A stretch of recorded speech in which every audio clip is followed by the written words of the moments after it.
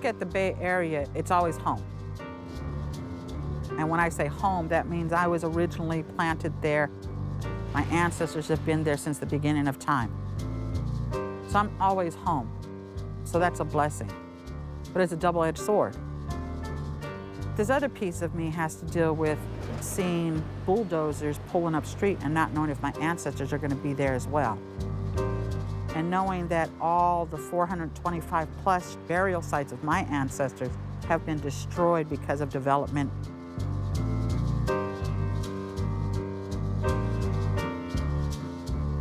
When you look at this shell mound, which is the oldest one, it's covered completely by asphalt. My name is Karina Gould. I'm Chochenyo and Karkina Ohlone. I've been working on sacred sites protection and preservation for the last 20 years of my life. They destroyed a mound that was over 3 stories high. Indian People Organizing for Change is a community organizing group that Karina and I started in 1999. In the beginning, it was really about teaching ourselves to stand up and make some changes in our community. And so what we're trying to do now is create a land trust, a space where Ohlone people can come together, revitalize language and song and dance and ceremony, and talk about looking at the Bay Area in a different way, doing what our ancestors taught us to do, to take care of the land. And how do we do that with cities brought up all around us? It's about the survival of our culture and who we are. In every other way, we have been erased. This generation has to make that leap in order for us to survive.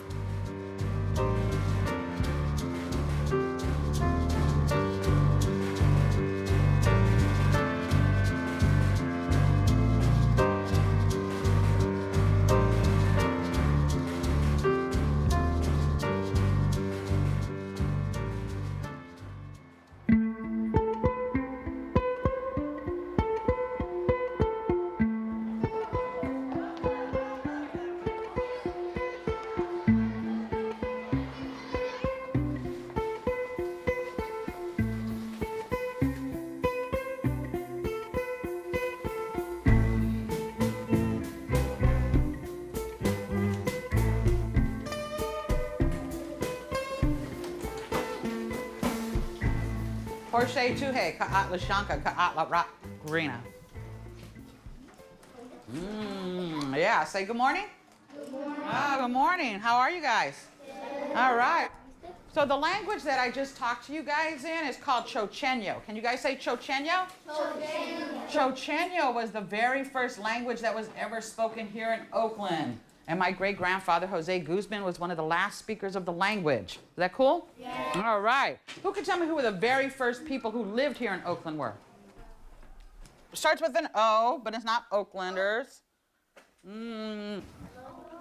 Any you guys heard of that word before? Oh, okay. All right, all right. What kind of animal lives in this shell? It starts with an A, and it rhymes with Ohlone. Baloney. Close? Baloney. Abalone. We lived all over the Bay Area at one time. And can you imagine Oakland had no streets? It had no buildings? What? Oh my gosh, at one time there was a place, Oakland, it wasn't even called Oakland, right? It was called Huichin. This is Mission San Jose, and that's in Fremont. Once my ancestors went to these missions, they couldn't speak their own languages, and they couldn't eat their own foods. It was really scary for Ohlone people a long time ago.